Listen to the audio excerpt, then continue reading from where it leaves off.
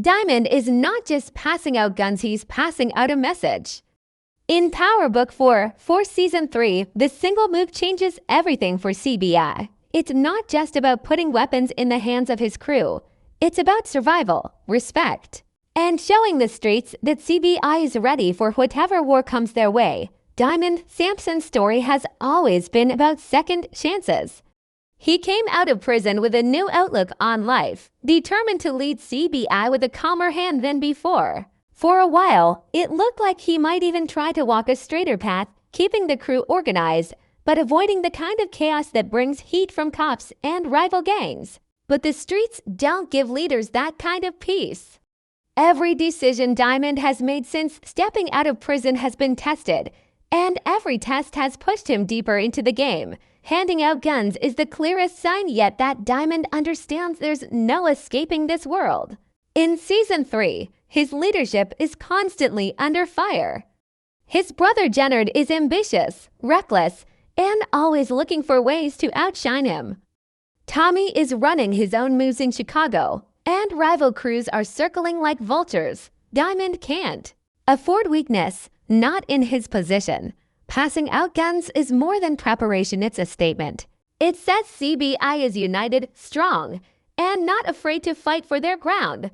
This is why the moment is so powerful.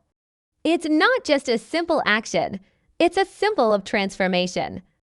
Diamond is no longer just the man trying to balance two lives, one in the streets and one outside of it. He's embracing what he knows, and what he knows is that power is taken, not given. Guns in the hands of CBI is his way of saying that he won't let rivals dictate the future. He won't let the city swallow his crew whole. He's putting his people on the front lines because he knows that's the only way they'll stand a chance against the growing threats around them. But the move also reveals his mindset. Diamond is done trying to play fair. He's done trying to build peace where there can't be any. He knows that if he doesn't arm his men, someone else will, and CBI will fall apart in the crossfire. For a man who once dreamed about leaving the game behind, this is the clearest sign that the game won.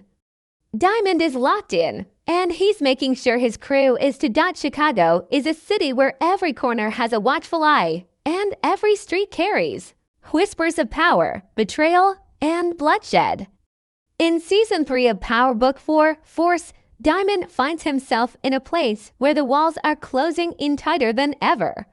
He's no longer just the leader of CBI trying to hold his crew together. He's a man trapped between loyalty, rivalry, and survival. This is the backdrop that makes his decision to arm his men with guns more than just a tactical move.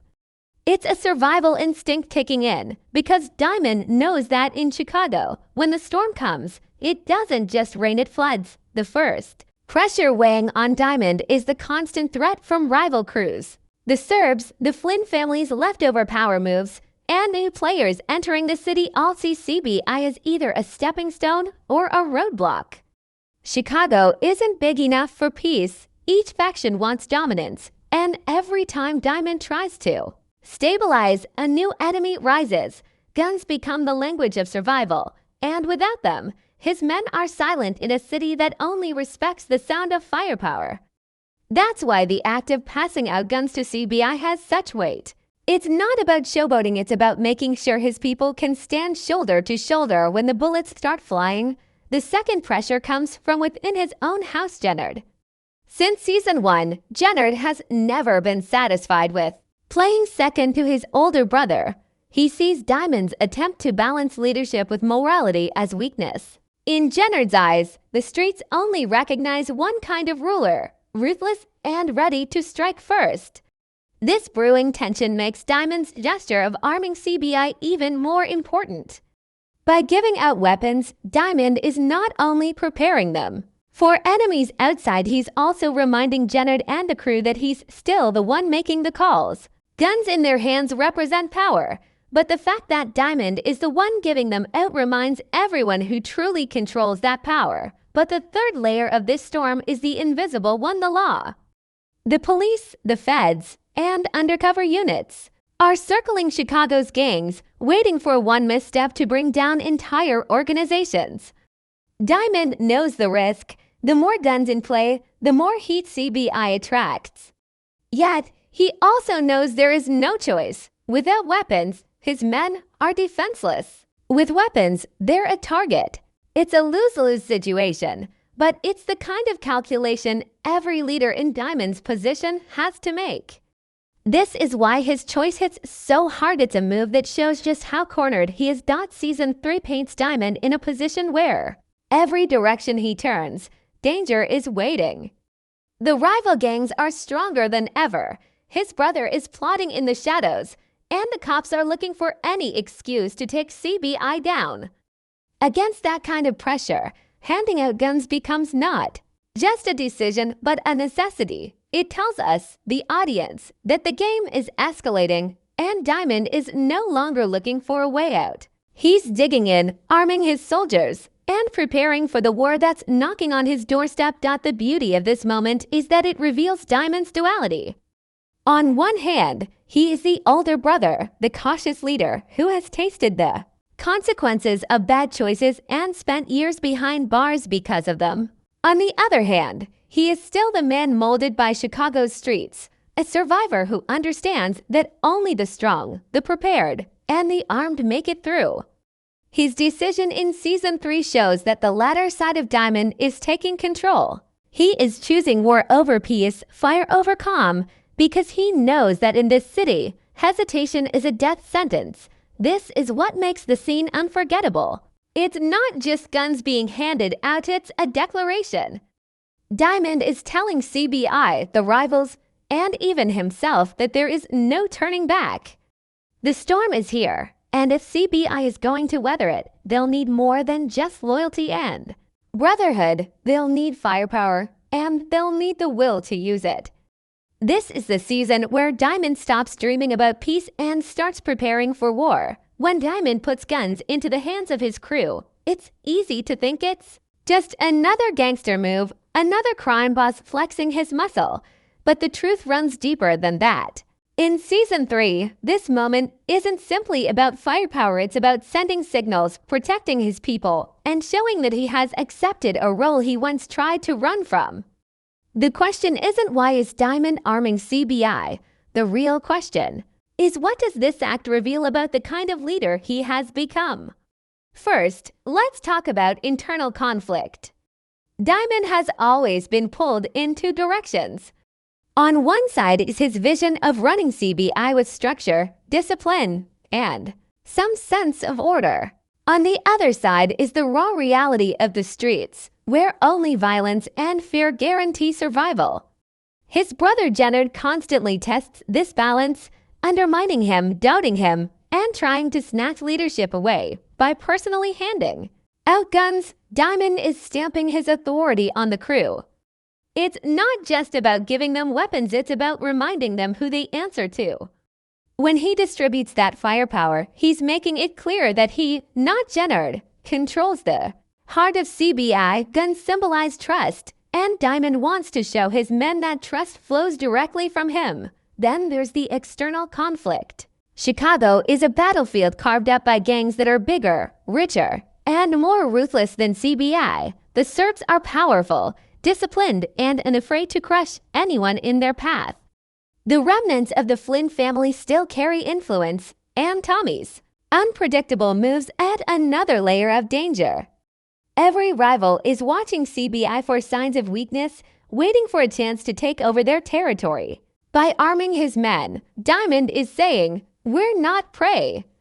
We're predators too." It's a declaration that CBI won't back down, no matter how powerful the opposition looks.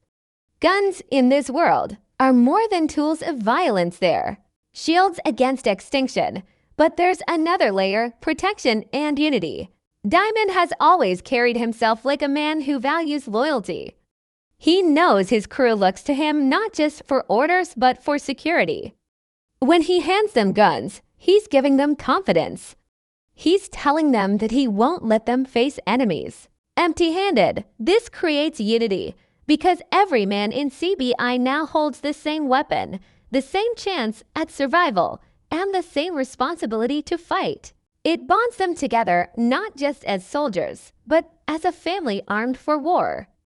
And in a city where betrayal is common and loyalty is rare, this kind of shared responsibility matters. Still, we can't ignore the foreshadowing here, the act of arming. CBI is more than preparation, it's a warning sign of what's coming.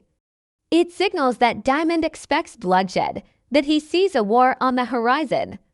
Every gun he passes out is like a line drawn in the sand, daring rivals to step across. It tells the audience that the peace Diamond once hoped for is gone. It hints that the next battles will be brutal, and that Diamond himself is ready to embrace violence on a scale he once avoided. In many ways, this is his transformation moment, the point where he accepts that leading CBI means choosing violence over peace. The decision also shows how trapped Diamond has become. He knows handing out guns will attract more heat from cops, that it will make CBI a bigger target, and that it could spark a war that claims innocent lives. But he also knows he doesn't have another choice. His enemies are armed. His brother is scheming. His city is unforgiving. If he doesn't arm his men, CBI is finished. So he chooses the lesser evil, the risk of war over the certainty of destruction. It's a move that reveals both his strength as a leader and the desperation of his position. In the end, the scene where Diamond passes out guns is not about the weapons themselves. It's about what those weapons represent: power, control, loyalty, and inevitability. They show us that Diamond has stepped fully into the role of a warlord, a leader who accepts that the only way forward is through blood and fire. It tells us that CBI's future won't be built on peace talks or quiet deals, it will be written in the smoke of gunfire. And it tells us that Diamond, for all his dreams of redemption, is now a man defined by war. The moment Diamond passes out guns, the weight of that decision doesn't just fall on him, it falls on every member of CBI. This single act plants seeds that will shape not only the crew's future, but also Diamond's fate as a leader. It's not just about firepower. It's about responsibility, fear, loyalty, and the dangerous new path that CBI is about to walk. The first impact is within CBI itself. Guns have a way of changing the dynamic of any group. On the surface, it brings confidence because each soldier feels empowered. They know they're not going into the streets unarmed. They know they have the tools to fight back against rivals. That confidence, however, is a double-edged sword. With weapons in hand, tempers run hotter, ego swells, and every small conflict within the crew has the potential to explode into something deadly. Diamond may have united them with guns, but he's also introduced a new level of tension. If his leadership falters even slightly, those same guns could point inward instead of outward. The second impact is on Diamond's image as a leader. For years, he tried to balance being respected and being feared. By giving out guns, he tips the scale toward fear. The streets now look at him not as a man trying to rebuild CBI with rules and order, but as a leader who is fully ready to go to war.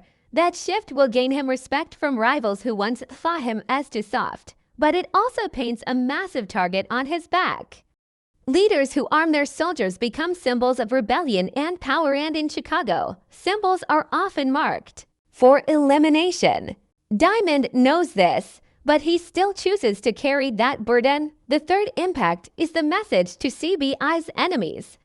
The Serbs, the Flynn's remaining loyalists, and even other small crews now see CBI differently, where once they might have seen a fractured organization caught between two brothers. Now they see a gang arming up and preparing for war. That perception alone will escalate conflict. Rivals won't wait for CBI to strike first, they'll move faster, harder, and bloodier to cut them down before the weapons can be fully used. Diamond's choice might unify his men, but it also accelerates the war he's been trying to postpone.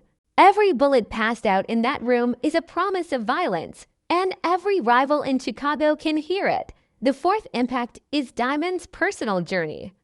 This is where the decision truly comes home. For so long, he's been a man torn between two identities, the disciplined leader trying to guide CBI responsibly, and the street soldier shaped by years of violence and survival. Passing out guns shows that he's leaning into the second identity, whether he admits it or not. He's no longer trying to walk the line, he's stepping fully into the life. That choice carries a personal cost because it strips away the dream of redemption he once held. He's not the man trying to build peace anymore. He's the general preparing his army. It's a transformation that's as tragic as it is powerful. But beyond the immediate impacts, this decision sets up Diamond's future in ways that fans can't ignore. There are a few possible outcomes. Unification through strength. The guns may indeed bring CBI together, solidifying Diamond's authority and making them a force powerful enough to stand against their enemies, foreshadowing betrayal.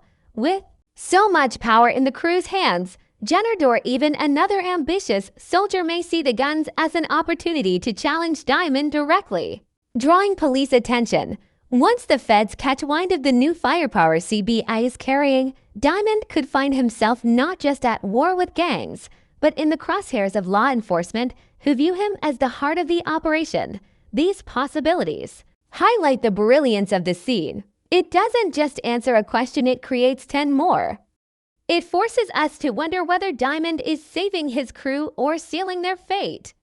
Is he preparing CBI to dominate Chicago, or is he dragging them into the bloodiest chapter of their story yet? Finally, the decision touches on the theme that defines Power Book 4, Force the Price of Power. Every step Diamond takes to protect his people pulls him deeper into the game, and every attempt to strengthen CBI also makes them a bigger target.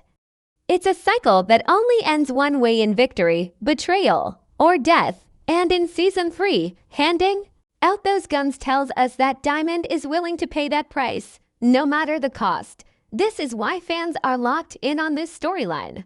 It's not about the weapons themselves, it's about what they represent. Diamond's acceptance of war, the dangerous loyalty of his crew, and the inevitable clash that will define the future of CBI. In that moment, as the guns pass from his hands to theirs, we aren't just watching a leader arm his soldiers.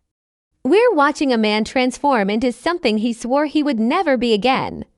And from here on, every bullet, every betrayal, and every choice will trace back to this moment.